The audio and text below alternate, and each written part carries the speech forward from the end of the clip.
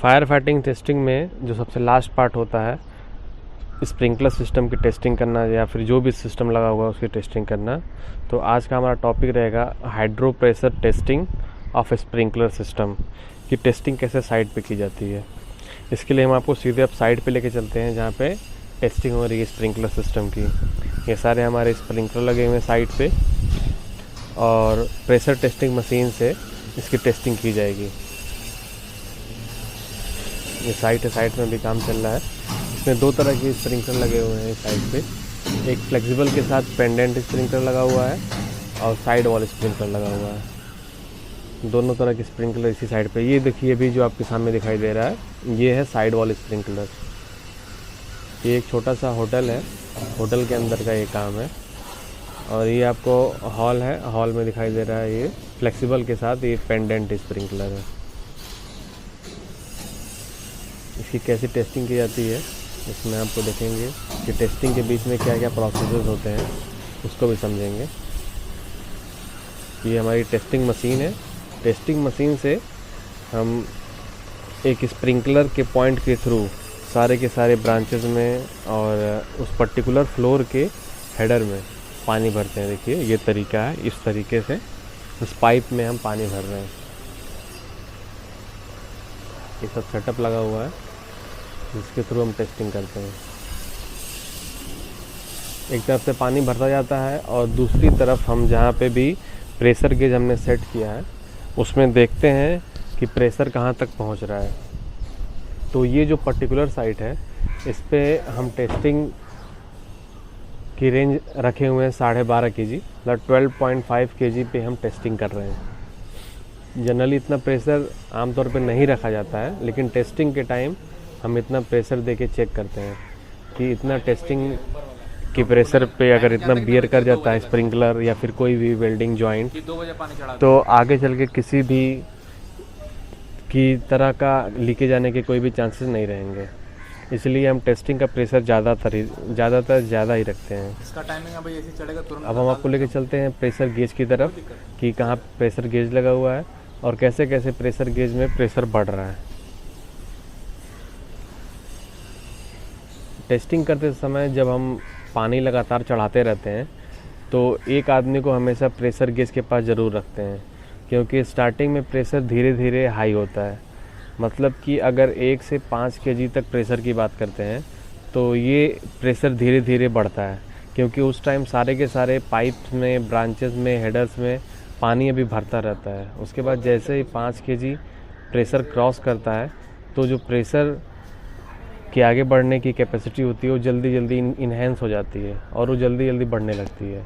इसलिए उस टाइम हमको ख़ास तौर पे ध्यान देना रहता है कि जैसे ही हमारा प्रेशर लिमिट तक आ जाए जहाँ तक हमको टेस्टिंग देनी है तो उस लिमिट तक आने के बाद तुरंत हम उसको बंद कर दें, नहीं तो उस केस में प्रेशर बहुत ज़्यादा हो सकता है और पाइप्स वगैरह भी डैमेज होने के चांसेस हो सकते हैं। पाइप्स के साथ वेल्डिंग अभी देखिए आपको स्क्रीन पे दिखाई दे रहा है, ये प्रेशर देखिए धीरे धीरे बढ़ रहा है। अभी प्रेशर गेज में ही आपको दिखाई दे जो ब्लैक कलर का लिखा हुआ है वो kg/cm² में लिखा हुआ है। ये देखिए प्रेशर बढ़ रहा है, ये देखिए कैसे कैसे बढ़ रहा है। अचानक से प्रेशर बहुत ही तेज़ी से बढ़ेगा, उससे पहले ही हमको बंद कर देना चाहिए। ये देखिए प्रेशर कहाँ से कहाँ पहुँच गया है।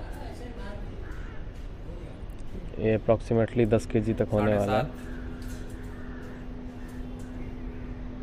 ये एच गरू का प्रेशर गेज है जिसमें हम प्रेशर चेक कर रहे हैं। उधर पहुंचो 10 kg होने वाला है।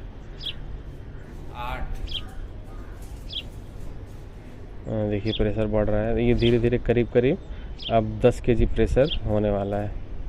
9 ये 10 kg प्रेशर हो गया है 10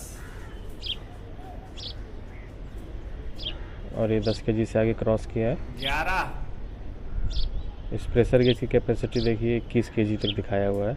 अरे बंद मत कर रे। ये हमारा ये 11 हुआ, 12.5 kg प्रेशर अभी 11 हुआ है।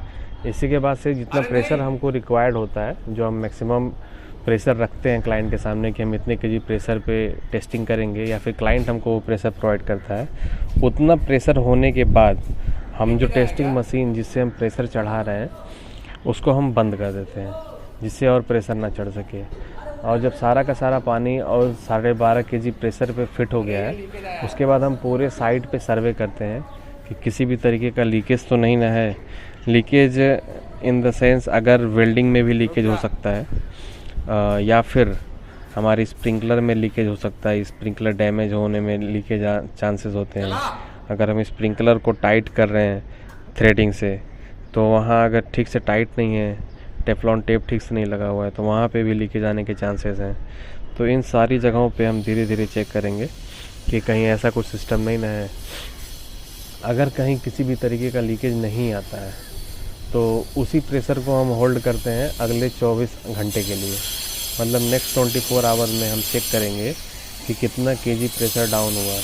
कुछ थर्मल एक्सपेंशन की वजह से कुछ प्रेशर डाउन होता है, मतलब कि 1 से 1.5 kg तक अगर प्रेशर डाउन होता है एयर की वजह से या फिर थर्मल एक्सपेंशन की वजह से, तो उतना बियरेबल होता है। ये देखिए यहाँ पे लीकेज आ गया है, ये स्प्रिंकलर के थ्रेड से लीकेज आया हुआ है। तो अगर लीकेज आ जाता है साइड पे किसी भी काम में, चाहे वेल्डिंग से, चाहे थ्रेड से, चाहे स्प्रिंकलर डैमेज से, किसी भी तरीके से अगर लीकेज आ जाता है, तो सबसे पहले हमको सारा का सारा जितना भी पानी है ब्रांचेस में, हेडर में, सारा का सारा पानी पहले हमें निकाल लेना चाहिए। उसके बाद उसको रेक्टिफाई करना चाहिए।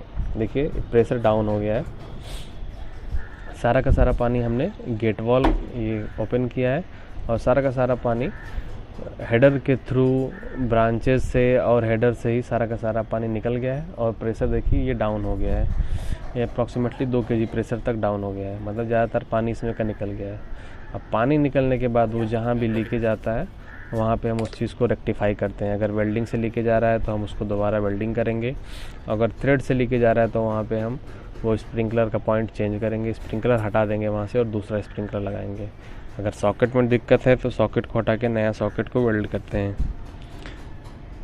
उसके बाद जो सारा रेक्टिफिकेशन हो जाता है तो फिर से हम प्रेशर चढ़ाना स्टार्ट करते हैं।